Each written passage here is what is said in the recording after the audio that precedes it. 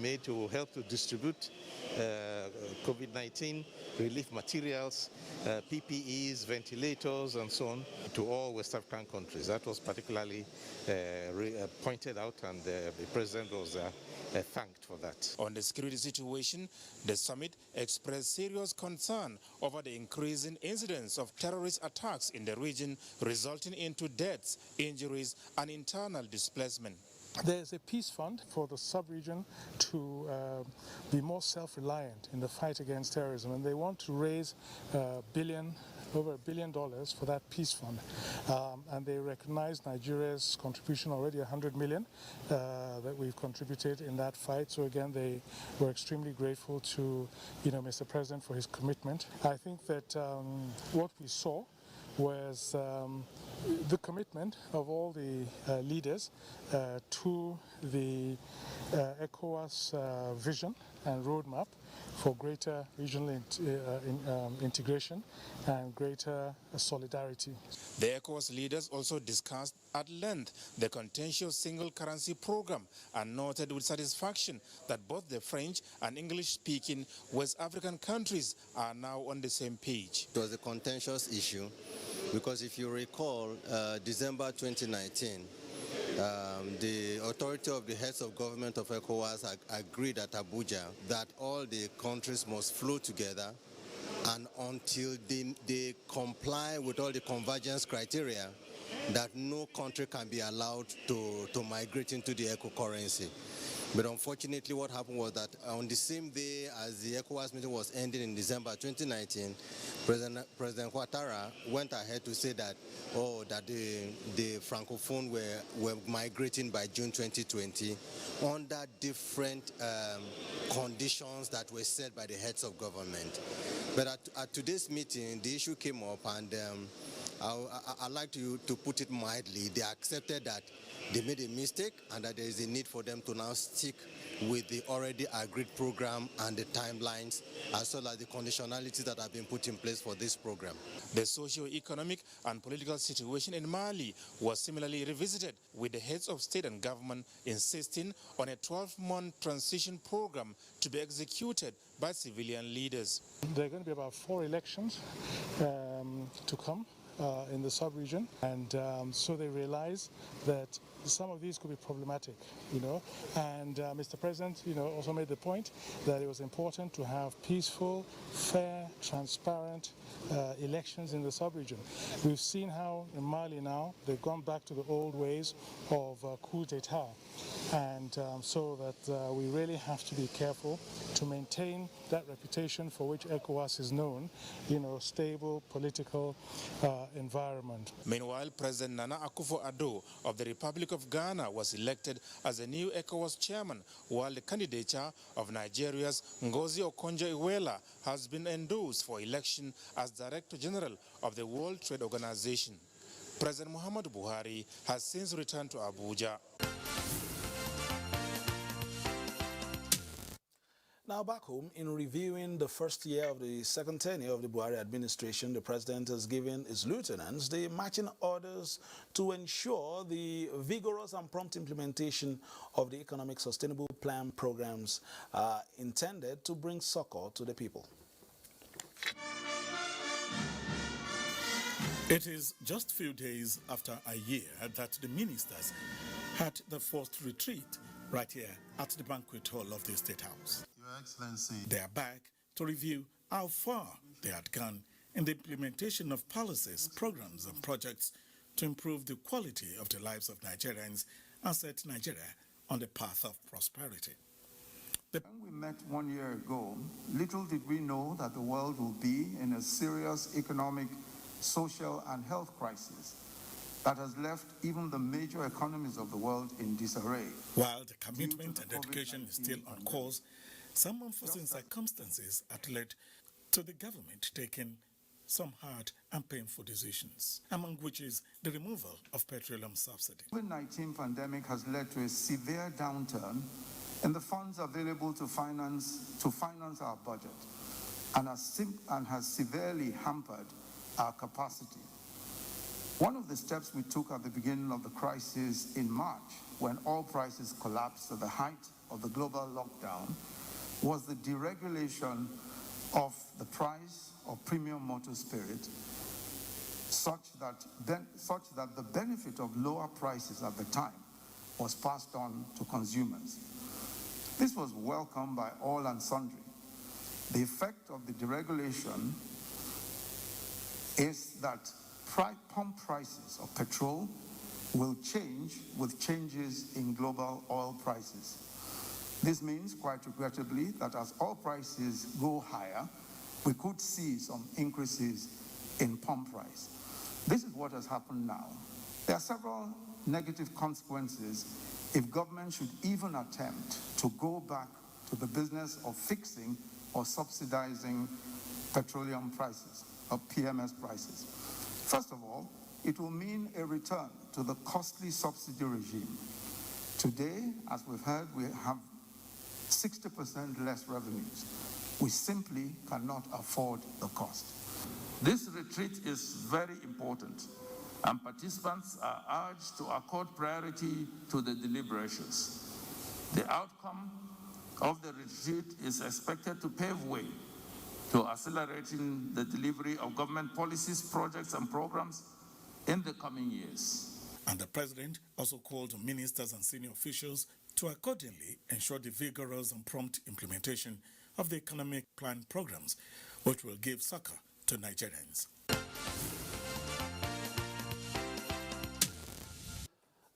The president, of course, is participating in today's retreat. We'll be expecting, the recommendations later on in the day.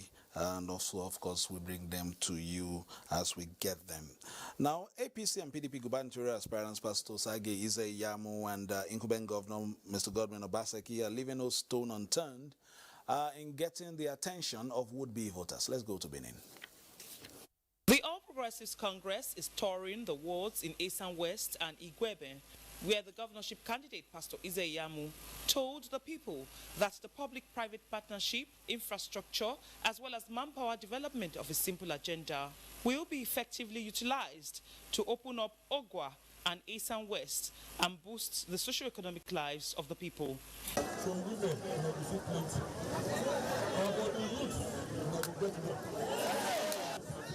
if you vote for APC, you are voting for development. When you put hands for that place. So if you are not saying you are going to vote for APC, leave at your heart. The running mate to the APC candidate, Malam Gani Audu, in company of his wife, Nana, and the former national chairman of the party, Adams Oshomole, as well as other party chieftains, also took the simple agenda campaign to Anegbete Ward 9 and 10, Udaba Ward 7 and 8, as well as Imegbai Ward 9 in Isako East. The campaign tour at some point had in attendance a movie artist and lawmaker Desmond Elliott and a comedian, Igudai. We will do the right thing. You know our agenda is very simple. Very simple agenda. That should say, if it's where they fear God, they for government. He go do something where he go reduce hardship. Yes. Not to be lamenting. Now this man, I don't know when he came back and waited, but we are peaceful. And it's good to be peaceful. Meanwhile, the PDP candidate has promised to establish a University of Innovation in Oedo local government area. He said this at the last lap of the PDP ward-to-ward campaigns in Oedo local government area. We are going to have what we call a technology hub. We are going to have a technology park. We did an MOU to lay fiber for internet, 400 kilometers around Benin. And we have put it in that technology park. So this next term, we are going to have an area like no other in West Africa. Thousands of young men and women can go and be trained. The PDP candidates and the party leaders also visited Ward 1 and 2 in Ogba Court and wards in Ogbesan, where eligible voters were told to use their PVCs wisely.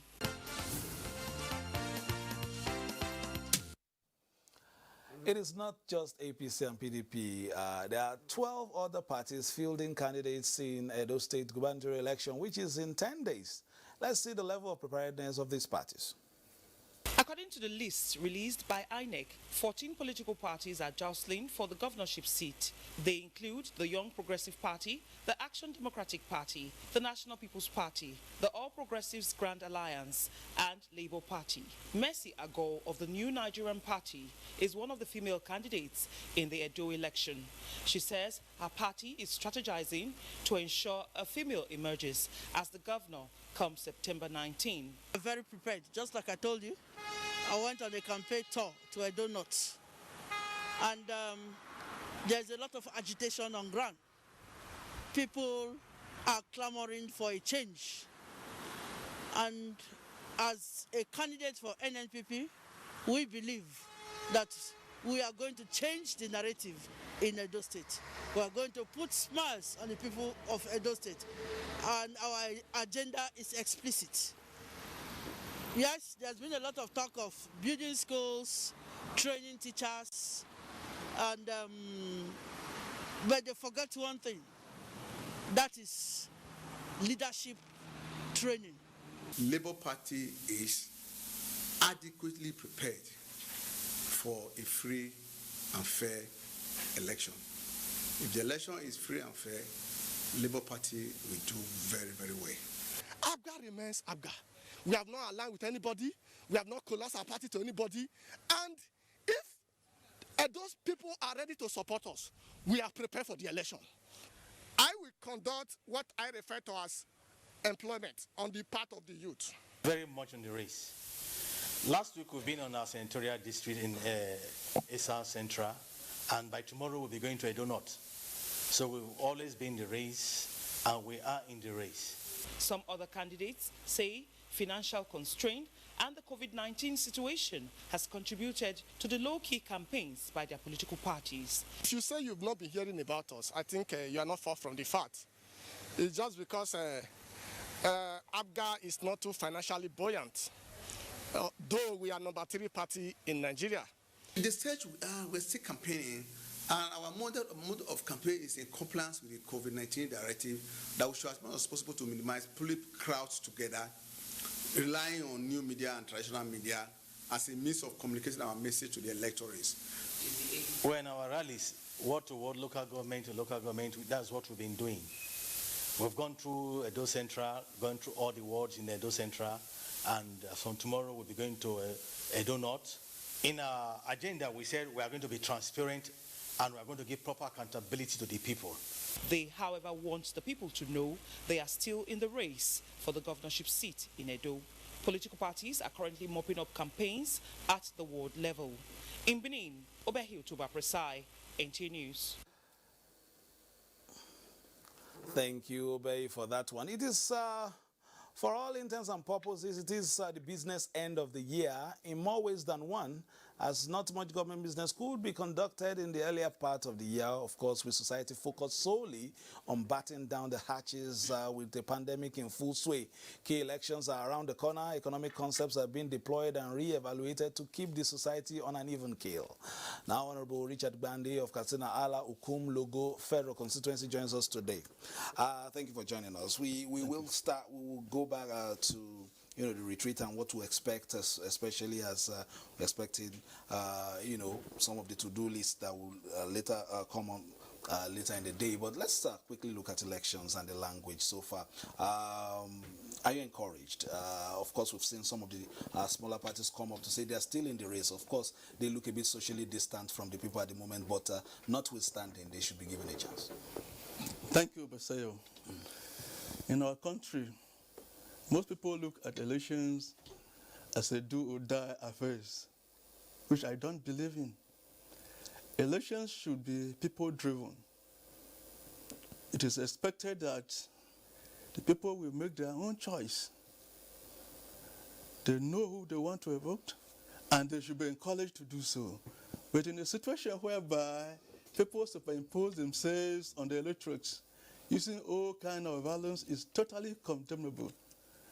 I believe our security agencies are doing very well, but they should double their efforts so that at the end of the day, there will be peace and tranquility.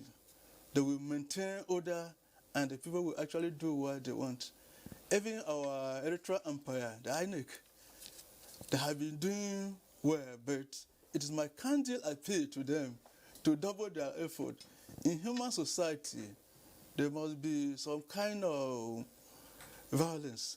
But when you look at it, the violence is even more than 40–50%, then something is wrong somewhere and the Eritrea will be disappointed. Okay. But the situation whereby it is at least less than 30%, because once you score 70%, it is already an A.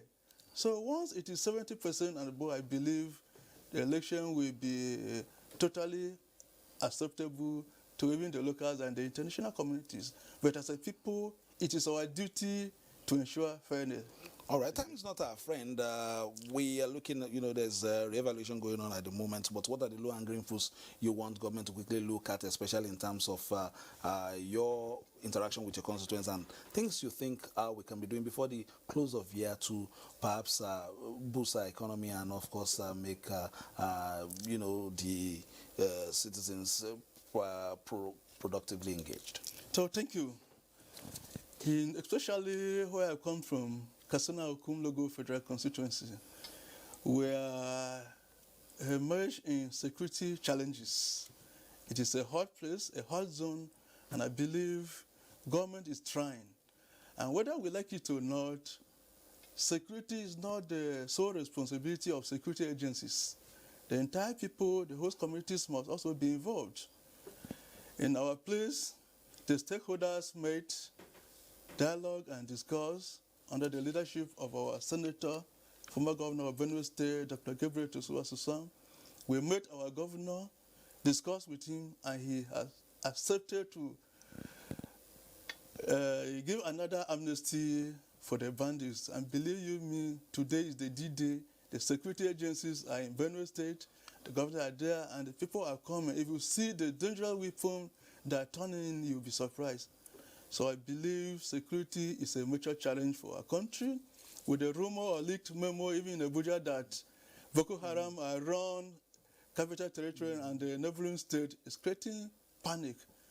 But I believe if the government step up and we members of the society, we Nigerians, will consider ourselves as part and parcel of our security architecture, I believe the problem is surmountable. All right, let's quickly go. We have taken Edo State before we go. Of course, Ondo State is also just around the corner. We're talking about, some suspected hoodlums invaded the Ondo State House of Assembly.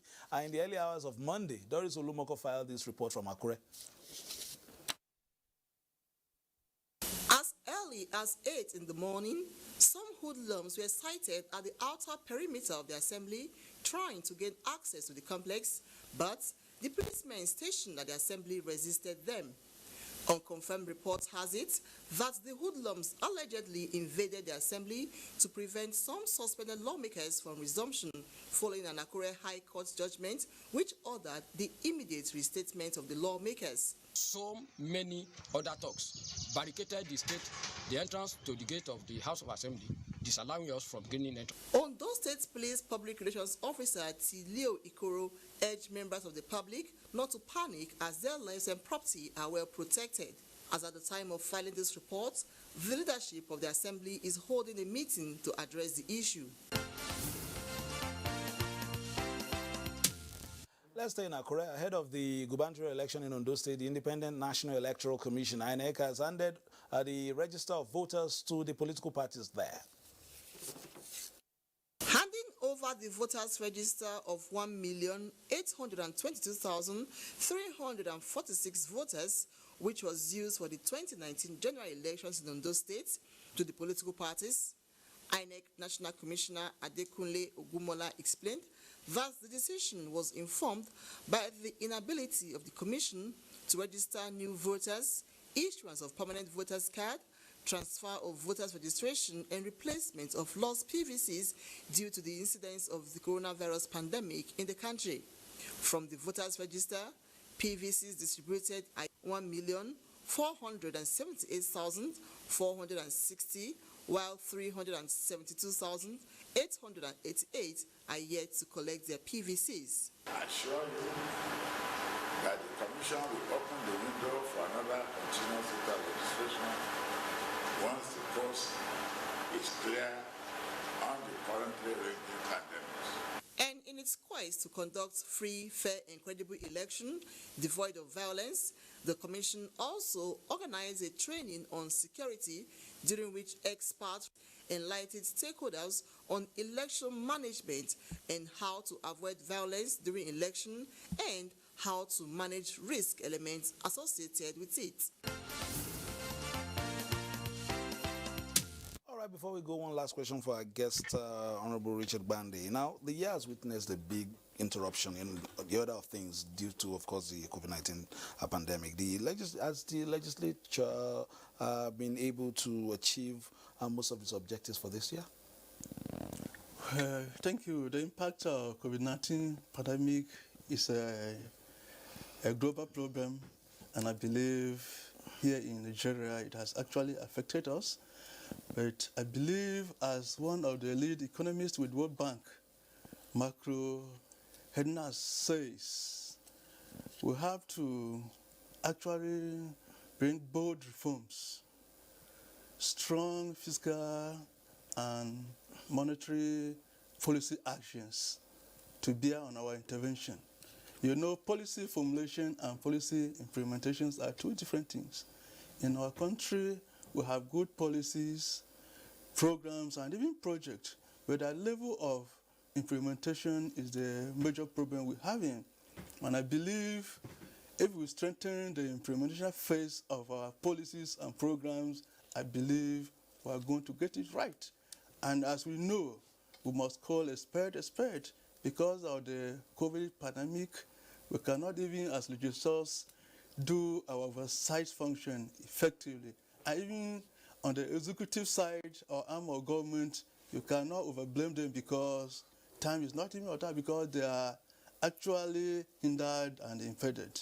All right, thank you so very much. We've had Honorable Richard Bande of Katsina Ala Ukum Logo Federal Constituency join us today. We'll still come back to you. His study business administration will probably give us tips on all that in our subsequent programs. That has been Political Update for today on the Nigerian Television Authority, Africa's largest and finest. My name is Fisa Ogunfe, thanking you for being a part of it. And for those who, of course, are in the race in Edo State, NTA is your first point of call. We will, of course, help you talk about your programs and projects, no matter how small the party, the platform is right. Fisa Ogunfe is my name. Thanking you for staying tuned. All the best. Enjoy the rest of your week and keep it locked on the Nigerian Television Authority, where we give you the very best of news, reviews, previews, and interviews. Bye-bye now.